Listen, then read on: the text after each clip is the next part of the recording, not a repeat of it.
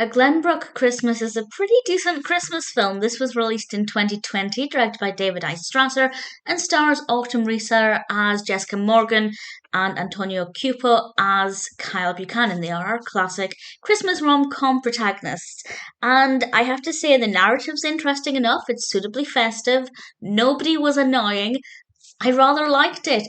Jessica actually comes from money. She was born into a pretty successful family who own a wealthy business, and she decides to go back to Glenbrooke to visit the home her mother grew up in. Now, I say grew up in. It was revealed that she was only in that house until she was 6. And I feel like the house you're in until you're 6 is not somewhere where you have the strongest of memories. So I feel like they could have made her mother a little bit older, but that's a minor detail that didn't really affect my enjoyment of this. But she goes back to this home. To be honest, we never really get to see her having an emotional connection with this house. If I had to nitpick and find something that I don't think was very great, I was expecting her to have this kind of emotional response because her parents passed away. And I expected her to have this really strong emotional connection. But then I guess if her mother was only 6 when she left that house, then how much of her mother is actually going to be in that house? So I can kind of understand why she didn't have that response, but it does make it seem like a really pointless part of the narrative because it didn't really add anything. However, there was an aspect about the bells and the significance of these bells that chime at a certain point, and it played a key role in her parents' relationship. And I don't want to give away too much about that. I should also point out the reason she stays in her mother's former home is because it's currently up for rent. It's a rental property now. Talk about coincidences, but it works well enough within the context of the film. And there are problems with these bells. It's possible they're not going to chime. We have fundraisers happening, and obviously, within all of this, we also have the potential romantic relationship between Jessica and Kyle. As is often the case with a classic Christmas rom com story, they don't get off to the best of starts. I quite liked their first encounter, I think it worked quite well.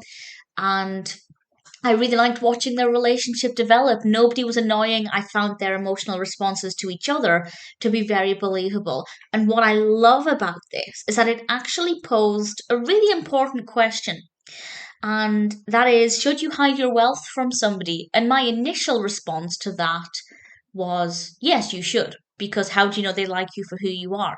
But then Kyle made an interesting point, but it may be a spoiler, so I'll discuss that in a moment. But it definitely made me think a lot more than the average Christmas rom com does, and I appreciate that. I think it worked very well. With regards to it being festive, yes, there are a lot of Christmas things in this that help to give it that festive feel.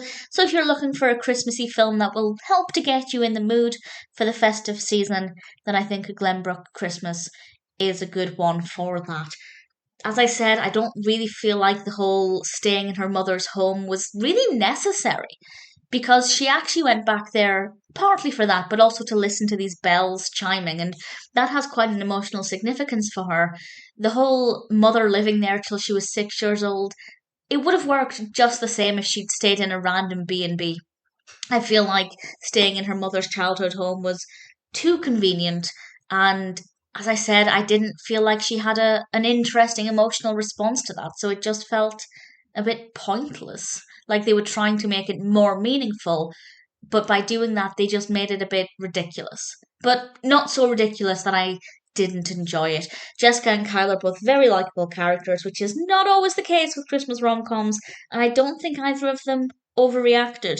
And what I love as well, okay, this is a spoiler for something that happens towards the end. I don't have anything else to say.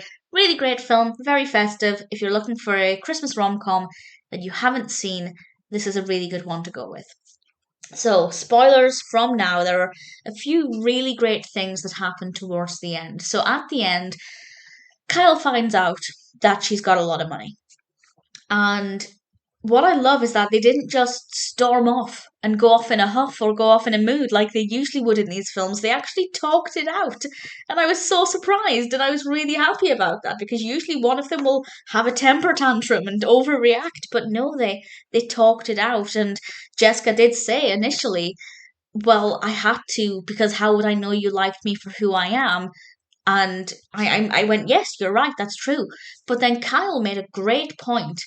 He pointed out that Jessica had decided for him that he'd just like her for her money. She'd already made the decision. He never had a chance to prove to her that that wasn't the case. Now, I still am of the mind that if you have money and you're dating somebody, you should not reveal it immediately, because how do you know they like you for you and not your money? But I'd never looked at it that way. I'd never thought that actually, if you love and trust somebody, or you have the potential of loving and trusting somebody, give them the chance to prove they love you for who you are and not for your money, rather than just deciding on their behalf that they'd only love you for your money if you reveal that. So it hasn't changed my opinion, but I did find it to be very thought provoking, and because I liked Kyle, it was very easy to side with what he was saying. It's an enjoyable film. It tried a little too hard in places with the whole house being her mother's till she was 6 years old, but generally I found it to be a great narrative, really likable protagonists, very festive, absolutely no complaints from me at all.